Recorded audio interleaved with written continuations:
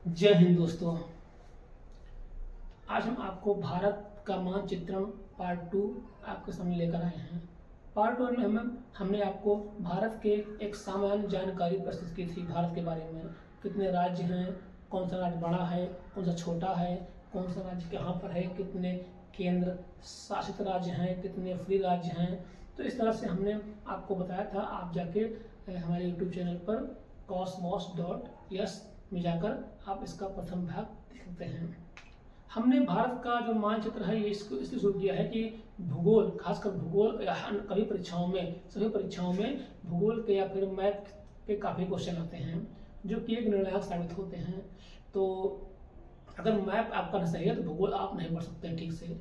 इसीलिए हम भारत का मानचित्रण एक सीरीज लेकर आए हैं। आज उसका पार्ट 2 है। पहले पार्ट में मैंने बताया था ना, उसकी सामान्य जानकारी प्रस्तुत की थी। सेकंड पार्ट हम अब आपको राज्य के बारे में पढ़ाएंगे, सभी राज्यों के बारे में। ठीक, तो पहले शुरू करते हैं उत्तर से। ये आपका लद्दाख शुरू करते हैं। देखिए, लद्दाख के बारे में बताएं। लद्दाख भारत का सबसे बड़ा केंद्र शासित राज्य है। इसका क्षेत्रफल 62,146 वर्ग किलोमीटर में फैला हुआ है। यहाँ पर 2 जिले हैं, लेह और कारगिल। ठीक है, लेह और कारगिल इसके 2 जिले हैं। इसकी स्थापना, जो आधुनिक स्थापना हुई उसकी, जो ये जब पहले जम्मू कश्मीर में था, लेकिन जम्मू कश्मीर से कटकर 31 अक्टूबर 2019 में ये कटकर लद्दाख का निर्माण हुआ। इस तरह से अलग करते हैं। लद्दाख यहाँ पर, यहाँ से यहाँ तक है, यहाँ से यहाँ तक इसका लद्दाख है। ये भारत का हिस्सा है, भारत का हिस्सा है। लेकिन हमने आपको पहले वीडियो में बताया था कि यहाँ से कुछ हिस्सा पीओके है और ये सीओके है। आप हमारे पहले वीडियो में जाकर आप पढ़ सकते हैं। फिलहाल हम शुरू करते हैं। ये लद्दाख है। लद्दाख का क्षेत्रफल बताया था 62,146, जो भारत का सबसे बड़ा केंद्र शासित राज्य है क्षेत्रफल में। अब देखिए, लद्दाख में हमारे बहुत से महत्वपूर्ण चीजें हैं। ठीक, अगर हम बात करें यहाँ पर एक मिनट, यहाँ पर देखिए, यहाँ पर हम भारत की सबसे ऊंची चोटी केटू गार्डविन ऑस्टिन यहाँ पर है। केटू गार्डविन ऑस्टिन, यहाँ पर केटू गार्डविन ऑस्टिन है। इसका जो ऊंचाई है 8,611 मीटर है, मतलब लगभग 8.5 किलोमीटर ये ऊंची है। ये देखा जाए तो विश्व की सबसे दूसरी ऊंची चोटी है। पहले में आपका ये जो नेपाल में है, नेपाल में एवरेस्ट पर्वत है, 8,848 या 50 मीटर ऊंचा है। तो केटू गार्डविन ऑस्टिन, केटू से कहते हैं, ये भारत का सबसे ऊंचा पर्वत है। लेकिन अगर देखा जाए तो भारत में नहीं। देखिए, अगर हम पीओके भारत में है, ठीक है, पीओके पाकिस्तानी कब्जे में है, लेकिन पीओके हमारा है। ठीक है, इसलिए हम इसको भारत का सबसे ऊंचा चोटी मानते हैं, क्योंकि पीओके हमारा है इसलिए हम इसको मानते हैं। ठीक है, तो भारत की सबसे ऊंची चोटी कौन सी है? केटू गार्डविन ऑस्टिन, ये पीओके में स्थित है। ठीक, क्योंकि पीओके हमारा है। अब 1 नंबर पे यहाँ पर आप देखिए, ये पीओके यहाँ पर है। ठीक, यहाँ पर पीओके है, देख सकते हैं आप। अब हम थोड़ा नीचे आएंगे, थोड़ा नीचे से और थोड़ा पूरब जाएंगे।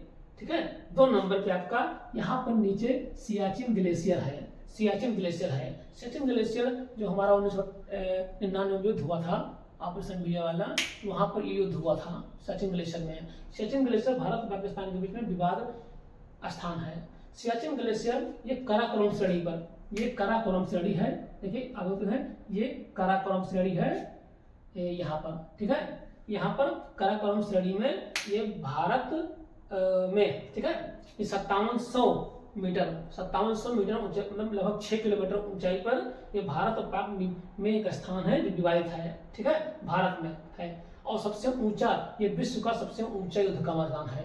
विश्व का सबसे ऊंचा युद्ध का मैदान लगभग बता रहे ना 5-6 किलोमीटर ऊपर है धरती से, तो सबसे ऊंचा युद्ध का मैदान है। और यहीं से इससे नुब्रा नदी निकलती है। सियाचिन ग्लेशियर से ही नुब्रा नदी निकलती है। तो यहाँ पर कौन सा है? सियाचिन ग्लेशियर है। ये विश्व का सबसे ऊंचा युद्ध का मैदान है और ये भारत पाक में विवादित है। पाकिस्तान हमेशा यहाँ पर घुसपैठ करता रहता है। ठीक, तो यहाँ पर तापमान जो होता है -40, 50, 60 तक आता है। आप सोचिए सैनिक लोग यहाँ पर कैसे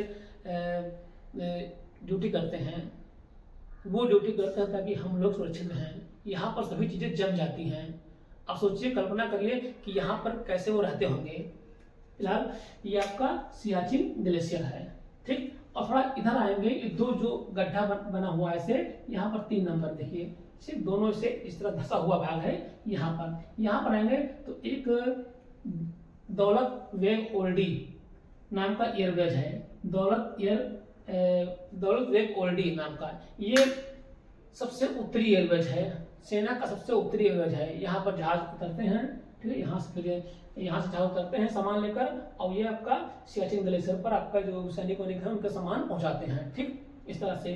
तो ये आपका दौलत बेग ओल्डी, ये भारत का सबसे उत्तरी सब एयरवेज है सेना का, यहीं पर सामान उतरता है। बाकी फिर यहाँ पर सियाचिन ग्लेशियर में, सियाचिन वगैरह में सैनिकों को राहत पहुंचाई जाती है, ठीक।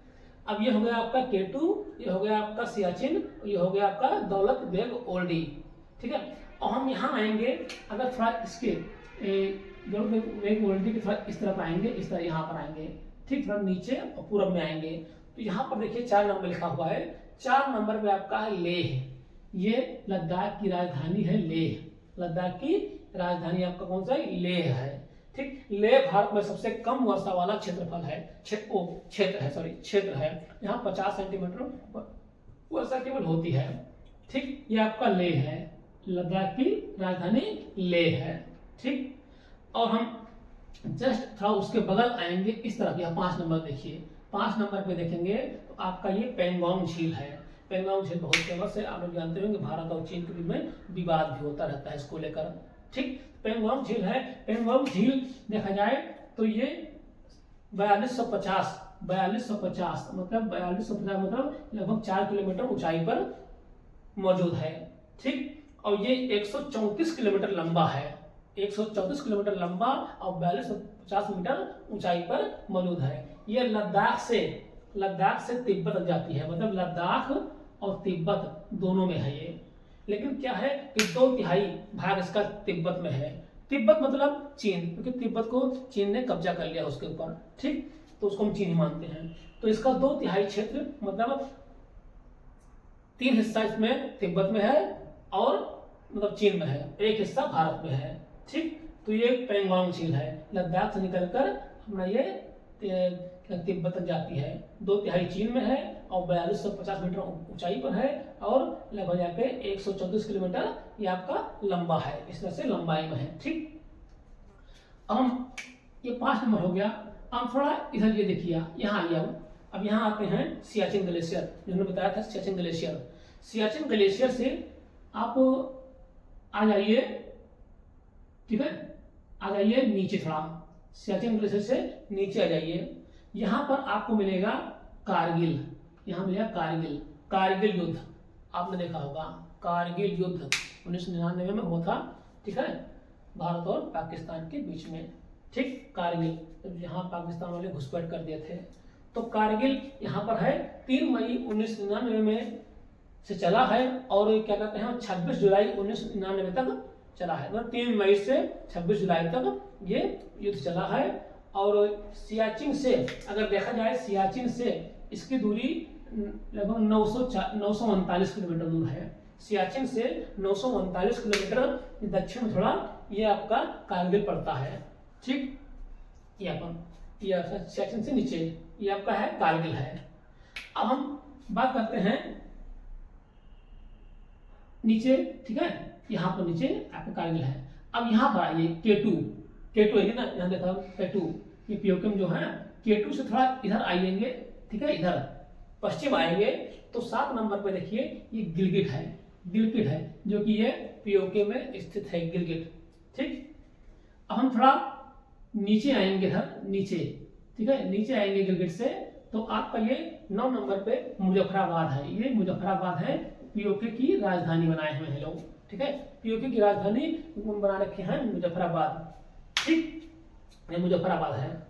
अब हम 9 नंबर ये मुजफ्फराबाद से थोड़ा बगल आएंगे, पूरब की ओर आएंगे, दक्षिण पूरब आएंगे तो आपका ये नंगा पर्वत है।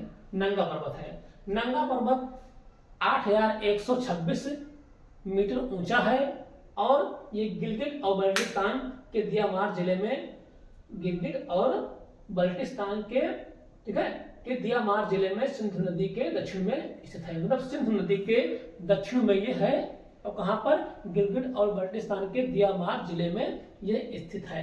ठीक, ये आपका हो गया कौन सा, ये आपका हो गया नंगा पर्वत। ठीक है, यहां पर देख लीजिएगा नंगा पर्वत। ठीक, शायद पेपर में पड़ता है। अब हम बात करेंगे, हम ठीक फिर यहाँ आते हैं। यहाँ पर आइए 5 नंबर बताया था मैंने, पेंगोंग झील बताया था, पेंगोंग झील। तो पेंगोंग झील, ठीक है, हाँ, पेंगोंग झील के आप जस्ट नीचे आइएगा। ठीक है, नीचे यहाँ पर एक मूर्खा घाटी है, यहाँ पर है मूर्खा घाटी। ठीक है, मूर्खा घाटी यहाँ पर है नीचे स्टेप। मूर्खा घाटी लद्दाख में स्थित है। बहुत प्रश्न पूछते हैं कि मूर्खा घाटी कहाँ पर है, ये कहाँ पर है, ये लद्दाख में है। ठीक, ये आपका जस्ट पेंगोंग घाट, पेंगोंग के नीचे पड़ता है। थोड़ा उसके बगल, थोड़ा दक्षिण पश्चिम में आएंगे, नीचे आएंगे तो आपका ये पड़ता है पुंगा घाटी। ठीक है, पुंगा घाटी है। पुंगा घाटी क्यों फेमस है, ये भूतापीय ऊर्जा के लिए। भूतापीय ऊर्जा मतलब भूमि के अंदर से जो ड्रिल करके ताप निकाला आता है, बिजली पैदा की जाती है, उसे भूतापीय ऊर्जा कहते हैं। तो ये अपना कहाँ पर है, लद्दाख में है। ठीक है, अब प्रश्न आता है कि पुंगा घाटी कहाँ पर है, ये लद्दाख में है। किस लिए, भूतापीय ऊर्जा के लिए। या फिर पूछते हैं कि पुंगा घाटी किस लिए प्रसिद्ध है, कहाँ पर है, तो ये लद्दाख में है और ये भूतापीय ऊर्जा के लिए प्रसिद्ध है। मतलब भूमि के अंदर से ड्रिल करके भूमि की जो गर्मी होती है उससे बिजली बनाते हैं। ये लेह से, ठीक है, ये लेह से 176 किलोमीटर, ठीक है, दूर है। लद्दाख के दक्षिण पश्चिम में है, सॉरी दक्षिण और पूर्व में है। ठीक, लद्दाख से 176 किलोमीटर दक्षिण और पूर्व में पड़ता है ये आपका पुंगा घाटी। ठीक, अब हम आपको जो लद्दाख के बहुत फेमस या मुख्य स्थान हैं, इनके बारे में हमने आपको बता दिया। तो ये लद्दाख है, उसके बाद हम जम्मू कश्मीर के बारे में बताएंगे, उसके बाद सभी राज्यों के बारे में बताएंगे। इस तरह से आप लद्दाख के बारे में आप नॉर्मल जानकारी सकते हैं। हम 1 नंबर पे काराकोरम श्रेणी, 2 नंबर पे आपका सियाचिन ग्लेशियर, 3 नंबर पे आपका ये दौलत बेग ओल्डी है, नंबर 4 पे आएंगे यहाँ पर आपका लेह है, ठीक है, सिर्फ कमरसाला स्थान। नंबर 5 पे आएंगे आपका पेंगोंग है, यहाँ पर जाएंगे इधर सियाचिन के नीचे 6 नंबर पे कारगिल है, और आपका 7 नंबर पे आएंगे इधर, तो ये केटू के इधर 7 नंबर पे आएंगे गिलगित है, और आपका ये 9 नंबर पे आएंगे तो आपको मुजफ्फराबाद पड़ेगा। ठीक है, और 8 नंबर पे आपका आएंगे नंगा पर्वत है। ठीक, उसके बाद आप ये पेंगोंग के नीचे आएंगे तो आपका ये पड़ेगा मूर्खा घाटी, और उसके बाद फिर इधर थोड़ा बगल आएंगे 10 नंबर पे, ठीक है, तो ये पुंगा घाटी है। ठीक है, यहाँ पर भूतापीय ऊर्जा पैदा होती है। इस तरह से आप लद्दाख के बारे में एक सीमित और महत्वपूर्ण जानकारी थी, जो परीक्षा की दृष्टि से बहुत ही इम्पोर्टेंट है। तो दोस्तों, अगर आपको जानकारी अच्छी लगी हो तो हमारे चैनल को सब्सक्राइब कर दीजिए और लाइक कर दीजिए और उसको शेयर भी कर दीजिए, ताकि हम